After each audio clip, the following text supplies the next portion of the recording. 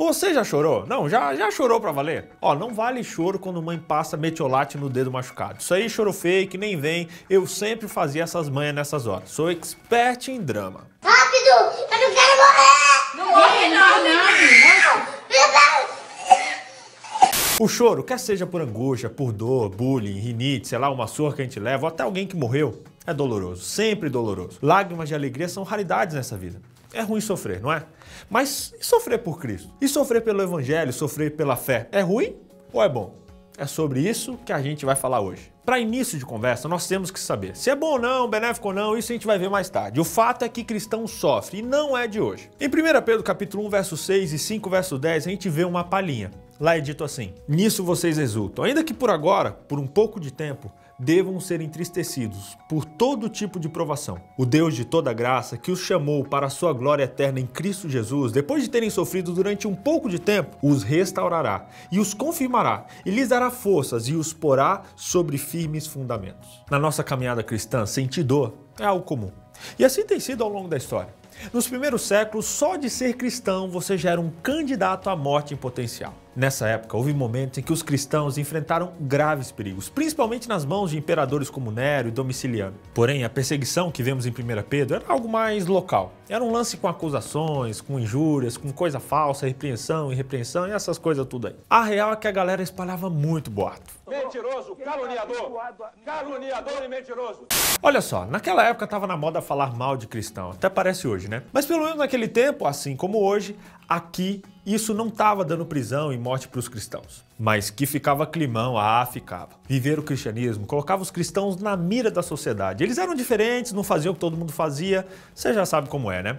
Nem vou ficar explicando muito. 1 Pedro 3, 13 a 18 dá um bom conselho a quem sofre pelo evangelho. Quem há de maltratá-los, se vocês forem zelosos na prática do bem? Todavia, mesmo que venham a sofrer porque praticam a justiça, vocês serão felizes. Não temam aquilo que eles temem, não fiquem amedrontados. Antes, santifiquem Cristo como Senhor no coração. Estejam sempre preparados para responder a qualquer que lhes pedir a razão da esperança que há em vocês. Contudo, façam isso com mansidão e respeito, conservando a boa consciência, de forma que os que falam maldosamente contra o bom procedimento de vocês, que estão em Cristo, fiquem envergonhados de suas calúnias. É melhor sofrer por fazer o bem, se for da vontade de Deus, do que por fazer o mal. Pois também Cristo sofreu pelos pecados uma vez por todas, o justo pelos injustos, para conduzir-nos a Deus. Ele foi morto no corpo, mas vivificado pelo Espírito. Pois é, como diria Jesus, minha gente, bem-aventurados os perseguidos por causa da justiça. O conselho de Pedro para os cristãos é pertinente para a gente. Não devemos ter medo da perseguição, nem de quem nos persegue, mas santificar, reverenciar a Cristo Jesus como Senhor no nosso coração. Reafirmar Jesus no meu coração me dá força para aguentar firme o que tiver que acontecer. Pés na terra e olhos no céu. Não devemos dar motivo para os que nos perseguem. Mas se ainda assim eles nos perseguem, que a nossa consciência esteja limpa, a ponto de envergonhá-los, a ponto de eles não perceberem que não podem falar mal de nós. Imagina só, deixar os seus perseguidores sem palavras, como esse entrevistado aí.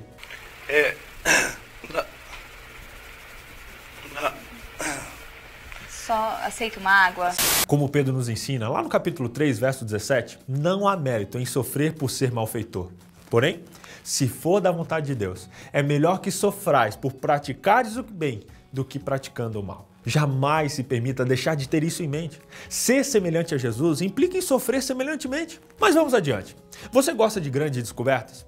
É como uma criança curiosa, sempre pronta a aprender? Então vou te contar uma coisa. Pedro nos ensina que há um tremendo ganho em sofrer por Cristo, sabia? Em 1 Pedro 4, verso 12 a 14, o apóstolo diz o seguinte: Amados, não se surpreendam com o fogo que surge entre vocês para os provar, mas alegrem-se à medida que participam dos sofrimentos de Cristo, para que também, quando a sua glória for revelada, vocês exultem com grande alegria.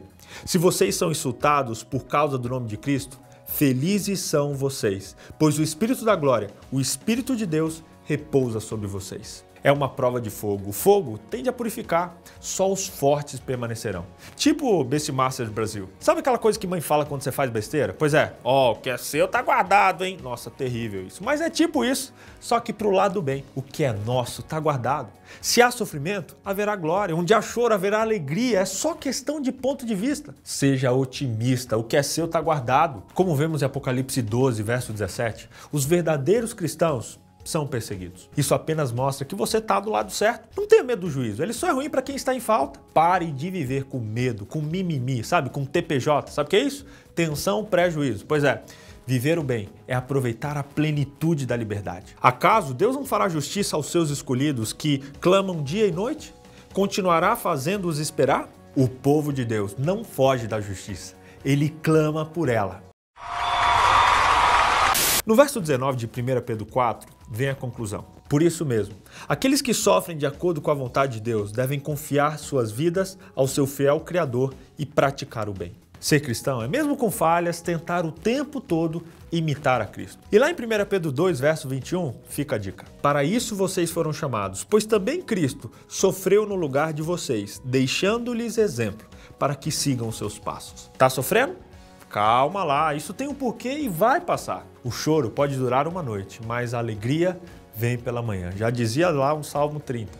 E com isso em mente, a gente termina por aqui. Não esquece de curtir a nossa página Escola Sabatina Jovem, pois você está vendo ela aí. Semana que vem tem mais e eu espero você aqui, nesse mesmo horário, nesse mesmo canal, nessa mesma página, nesse mesmo vlog, por onde quer que você esteja vendo, beleza?